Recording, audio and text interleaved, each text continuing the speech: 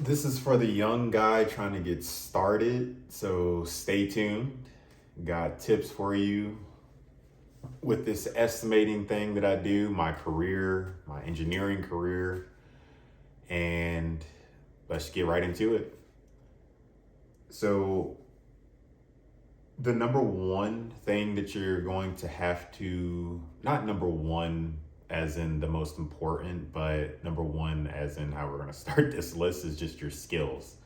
So, construction and construction knowledge generally, knowing the process of how things get put together and how things go, what phases there are, different terminology, maybe even getting your hands into different construction situations like a helper or a some sort of laborer or a carpenter or plumber. Either way, just getting a sense of the construction process as a whole would definitely help your skill knowledge base. So, skills, number one. Number two is going to be software tools. So, I like Bluebeam, that's for sure. And I've been using it for right around 5 years at this point, and it's great. You can maneuver around it a lot or very easily in comparison to some of the other estimating tools that I've used in the past. So on-screen takeoff is one of the ones that I don't necessarily care about, but it's also out there in a lot of areas. So if that's the company that you're at right now, they're having you guys use that, figure it out, learn it. But generally, learning software tools for estimating is going to be the second skill, because there are a lot out there. I'll just fly through a few: Bluebeam, Plan Swift, Fast Duct, Fast Pipe, Fast Wrap. I think they also have on-screen takeoff. Let me see: Plan Hub, Plan Est. Let me see, Heavy Bid, and I think there's another one called Trimble or something like that, which may be project management, but I'm not fully sure about that. So a bunch of different softwares that you could use for software takeoffs. There goes the list. Try and get your hands, on one or some sort of demo for free, maybe from the company themselves. A lot of the times they'll actually walk you through some of that, and you kind of can pick that up from like maybe some sort of sit down or lesson from them for how much ever it costs your company. But I've had that in the past. So number three is going to be industry knowledge. So the first skill that I told you about was to, sharpen your skills, and a big one would be learning construction in that phase. This is more about learning about the estimating industry and what we do, what we call things, what the general process is. Like I've I've been estimating for long enough to where whenever I originally started, almost everything was paper. So I've been estimating for the past 10 years. Part of that was some of my time in the Air Force, and whenever I first got out of the Air Force and started estimating in the civilian world was right at the 6 year ago mark for me. And whenever I first got out, it was before all of that was going. The pandemic. That's the word we can use on YouTube. But that was going around, in 2020. I got out in 2019. So things were paper. The takeoffs were paper. A lot of the files and everything that you put away everything into was paper. So where you'd have a Salesforce now to put files in and everything like that kind of organizes things for you, Before it was actual like metal drawers that we had in our offices, which maybe some of you guys may experience according to where you guys are in the country. And, maybe comment below. And I'm pretty sure there's some guys that are watching this that maybe been estimating for longer than I have. So, yeah, industry knowledge, number 3. Number 4, okay, sorry, I couldn't read my own handwriting. That's probably one of the things that a lot of you guys are gonna find, is that if you're an estimator, you probably can't write well, just because like that's a completely different like category from estimating, which is a bunch of math and computer skills and stuff like that. But anyway, so mistakes, which this was definitely a mistake. I should have written that clearer. So paying attention to your mistakes as you make them, maybe making a sheet or something like that.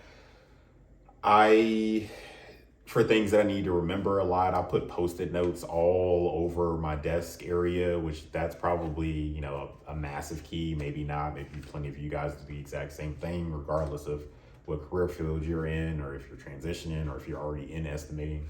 But I put a lot of sticky notes everywhere with a bunch of different stuff on them, just because I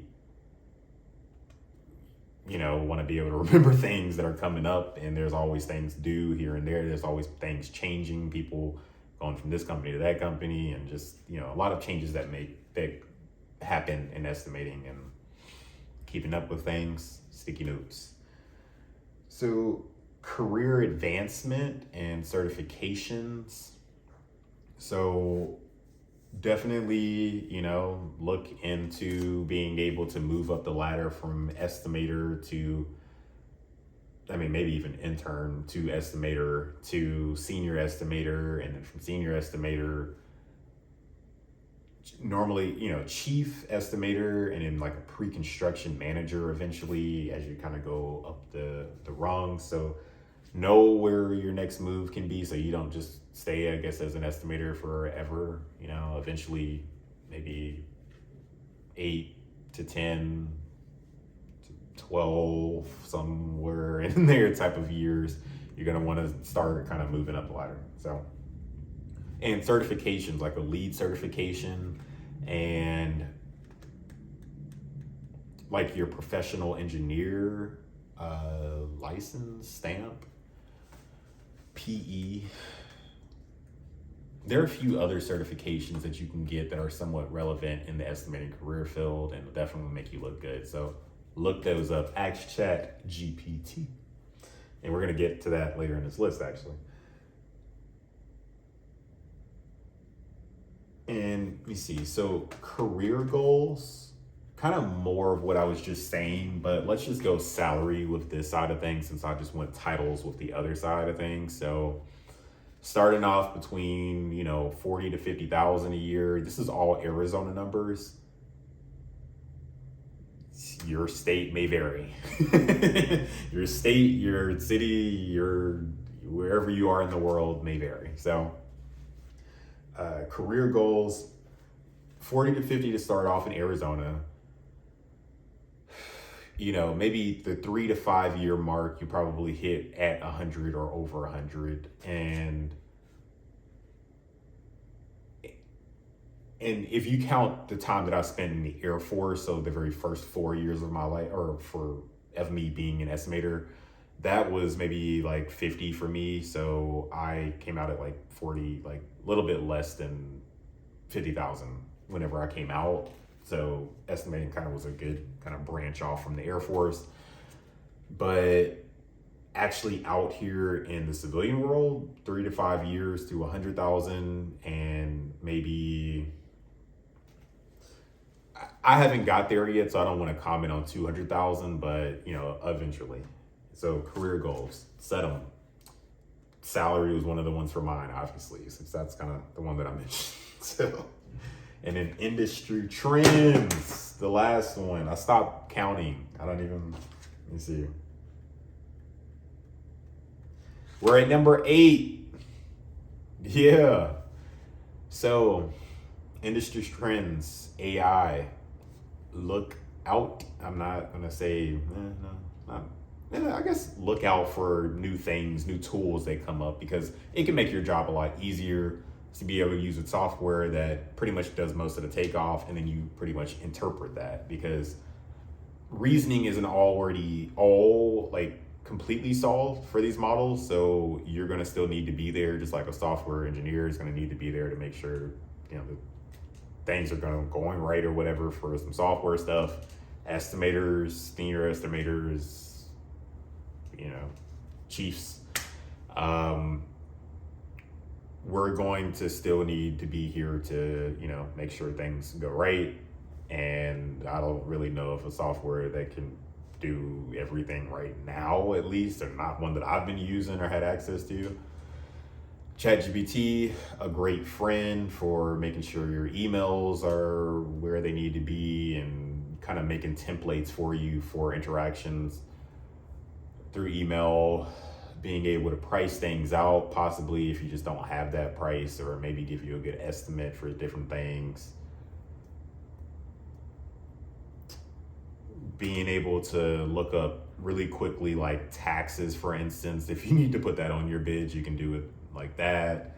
You can figure flights and stuff like that without actually having to go to Google. And yeah, let's just say a last one just cause. So like if a certain state has tolls or something like that, does the state have tolls? But I mean, that can be obviously put into Google too. So different things, but that is like the number one that I'd say. Be aware of industry trends and make sure you get ahead of certain things. So that's all. Check the description below. I have more material, more value to you. Yeah, you. And that is my school. Still free to join. I have my consulting number for one-on-ones where I do 1 hour a week for 4 weeks normally, and kind of get you up to where you need to be in the estimating career field, as well as my site where I have other products there for you and for estimating to get you where you need to go. So like, share, and subscribe to this video. I appreciate your view. I will catch you on the next one. Thank you. Yeah.